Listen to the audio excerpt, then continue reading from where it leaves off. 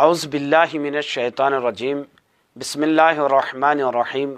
ناظرین گرامی قدر، امیر المومنین حضرت علی ابن ابی طالب علیہ السلام کی مشہور و معروف دعا کہ جسے آپ نے جناب کمیل ابن زیاد کو تعلیم فرمائی، جس کی ہم شب جمعہ کم سے کم ہفتے میں ایک بار تلاوت کرتے ہیں، اس میں وہ مطالب، وہ مضامین مولا نے ارشاد فرمائے ہیں کہ اگر ہم اور آپ اسے ترجمے کے ساتھ پڑھیں تو یقیناً بڑا ہی لطف آئے گا، بہت ہی مزہ آئے گا۔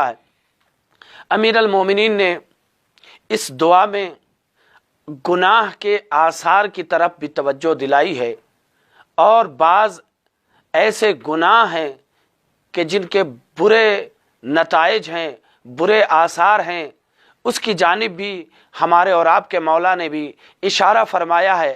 آپ فرماتے ہیں اللہم اغفر لی الذنوب التی تحتک الاسم، اے میرے پروردگار میرے ان گناہوں کو معاف کر دے، خدایا میرے ان گناہوں کو بخش دے کہ جو سماج میں میری عزت کو، میری آبرو کو، میرے وقار کو، میری فضیلت کو ختم کر دیتے ہیں۔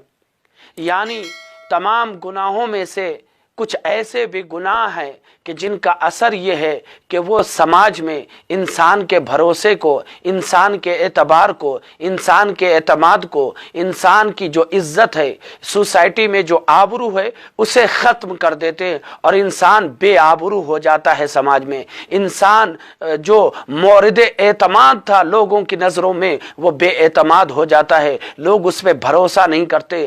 تو ہمیں تلاش کرنا پڑے گا کہ وہ کون کون سے گناہ ہیں کہ جس کی وجہ سے انسان سماج میں بے آبرو ہو جاتا ہے، انسان کی سماج اور سوسائٹی میں کوئی عزت نہیں رہ جاتی۔ تو سب سے پہلا گناہ وہ کہ جو انسان کی عزت کو ختم کر دیتا ہے، وہ شراب پینا ہے۔ شراب کا نشہ انسان کی عزت کو ختم کر دیتا ہے، انسان کی آبرو کو ختم کر دیتا ہے۔ شراب پینے والے انسان کی سماج میں، سوسائٹی میں، معاشرے میں لوگوں کے درمیان کوئی حیثیت نہیں رہ جاتی ہے، کوئی عزت نہیں رہ جاتی ہے، اس کا کوئی وقار نہیں رہ جاتا ہے، اس لیے کہ وہ علل اعلان شراب پیتا ہے، علل اعلان گناہ کبیرہ کو انجام دیتا ہے۔ یہ ایک ایسا گناہ ہے جس سے انسان کی آبرو سماج میں ختم ہو جاتی ہے۔ دوسرا ہے چوری کرنا۔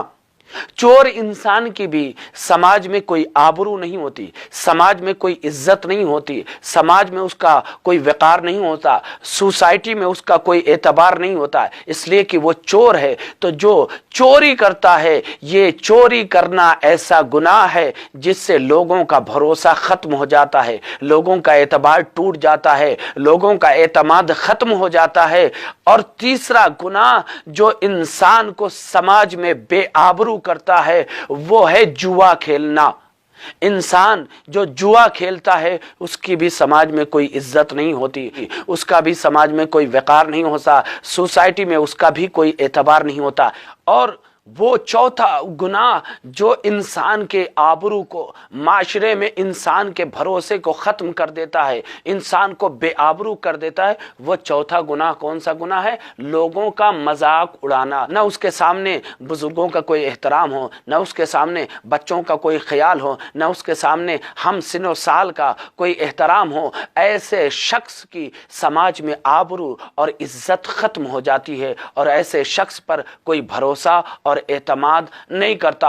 اور پانچواں گناہ جو انسان کی سماج میں حیثیت کو ختم کر دیتا ہے، وہ ہے جھوٹ بولنا، علل اعلان۔ جھوٹے پر کوئی اعتماد نہیں کرتا، جھوٹے انسان پر کوئی بھروسہ نہیں کرتا، جھوٹے انسان کا سماج میں کوئی اعتبار نہیں ہوتا ہے۔ جھوٹ ایک ایسا گناہ ہے جس کے ذریعے سے دیگر دوسرے گناہ کے دروازے کھلتے ہیں۔ لہذا انسان اگر چاہتا ہے کہ گناہوں سے بچا رہے تو اسے چاہیے کہ جھوٹ بولے بولنے سے زیادہ پرہیز کرے۔ نبی اکرم نے فرمایا میں اس شخص کی جنت کے بیچوں بیچ میں ایک مکان کی، ایک گھر کی ضمانت لیتا ہوں جو انسان ہنسی مذاق میں جھوٹ نہ بولے اور ہنسی اور مذاق میں بھی جھوٹ بولنے سے پرہیز کرے۔ میں ایسے شخص کی جنت میں ایک گھر کی ضمانت لیتا ہوں کہ اسے یقیناً ضرور جنت میں گھر پروردگار عالم عنایت فرمائے گا۔